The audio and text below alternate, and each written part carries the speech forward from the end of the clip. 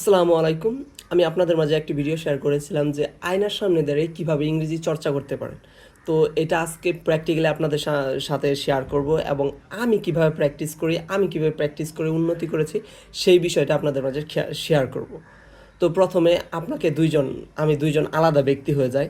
আমি নিজেকে কোয়েশ্চেন করি, তারপর আমি আনসার করি, আবার নিজেকে কোয়েশ্চেন করি। তো এটা আমি কিভাবে চর্চা করি দেখেন। তো প্রথমে আমি কোয়েশ্চেন করতেছি, hello Tushar, how are you? I'm fine. How about you? I'm also fine.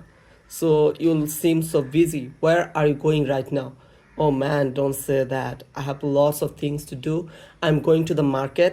After that, I have to buy something and I have to cook for myself. Oh man, then you are so busy. Okay, then see you later. See you later. তো এভাবেই আপনারা practice করতে পারেন নিজেদের সাথে। প্রথমে আপনি question করবেন, আপনি উত্তর দেবেন, আবার আপনি কোয়েশ্চেন করবেন।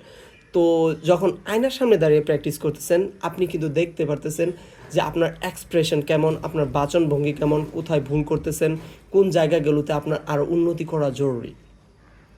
এবং হাতে থাকা স্মার্টফোনটা দিয়ে যখন ভিডিও করবেন, এটার ফলে যা হবে, আপনি যখন আয়নার সামনে দাঁড়িয়ে কথা বলা শেষ করবেন কোনো এক ফ্রি সময়ে, যখন আপনি ফোন থেকে আপনার ভিডিওটা দেখবেন, তখন কিন্তু আপনার কাছে আরও বেশি ক্লিয়ার হয়ে যাবে যে এই জায়গাগুলোতে আমার উন্নতি করা জরুরি।